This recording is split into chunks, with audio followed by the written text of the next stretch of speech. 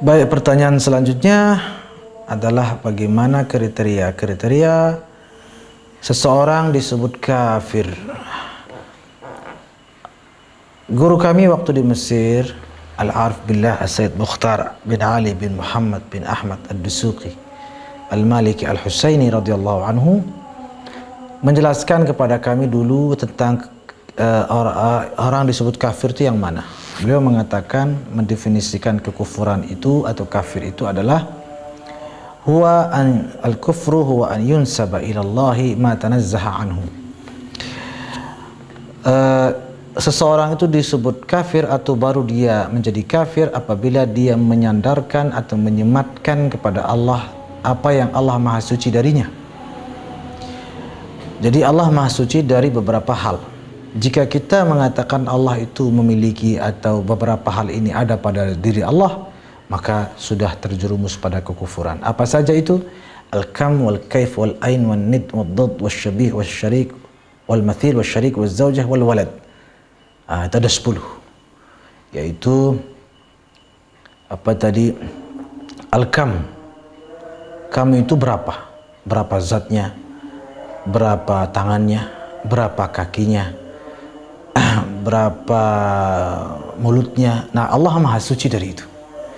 Kemudian al-kaif, bagaimana Allah duduk, bagaimana Allah berdiri, bagaimana Allah turun, bagaimana Allah bagaimana warnanya Allah, bagaimana tingginya Allah, bagaimana pendeknya. Allah Maha Suci dari itu. Wal ain, tempat. Allah bertempat di sini, Allah kemudian berpindah ke situ, Allah tempat tinggal di sini. Allah Maha Suci dari itu. Wad-did, Allah itu ada lawannya. Jadi ada Allah yang maha menciptakan atau Allah ada yang maha menghidupkan, maka ada lagi zat lain yang mematikan, bukan Allah. Nah, Allah juga Maha Suci dari situ, dari hal itu. Kemudian an-nid juga, Allah Maha Suci dari bandingan. Jadi Allah menciptakan, ada lagi Allah lain atau zat lain yang menciptakan sama dengan Allah. Nah, Allah Maha Suci dari itu. Wasyabih, keserupaan, tidak ada yang serupa dari Allah, Allah Maha Suci dari itu. Wal mathil, yang sama dengan Allah juga tidak ada. Wasyarik, sekutu dalam sifat ketuhanan tidak ada. Wazaujah, istri. Wal walad, anak. Ya, ada 10 itu sudah. Allah Maha Suci dari itu. Kalau kita mengatakan Allah mempunyai salah satu saja, maka itu sudah kafir secara akidah. Misalnya kita bilang, oh Allah itu punya istri loh, istri keduanya adalah sudah. Kalau kita meyakini seperti itu adalah kekufuran. Allah punya anak, oh Allah itu bertempat di arsy, di sanalah Allah tinggal. Itu sudah menjerumuskan kepada kekufuran. Kenapa kufur? Karena menentang Al-Quran, dan menentang Al-Quran itu adalah kekufuran. Kita Allah mengatakan dalam Al-Quran, laisa kamitslihi syai', tidak ada yang sama dengan Allah.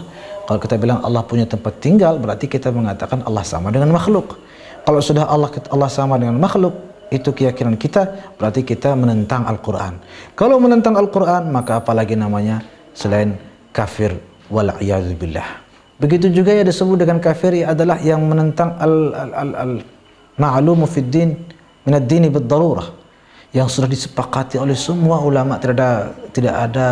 Maka itu juga misalnya sholat itu tidak wajib, itu sudah menjerumuskan kepada kekufuran.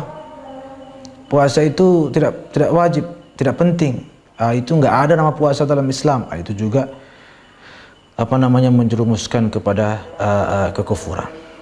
Karena itu penting sekali kita mengaji akidah, sangat-sangat penting kita mengaji akidah Ahlus Sunnah wal Jamaah agar kita paham apa itu syirik, apa itu kufur, apa itu kefasikan, dan seterusnya, supaya apa? Agar kita tidak terjerumus kepadanya. Wal a'yadu billahi min dzalik. Wallahu a'lam bishawab.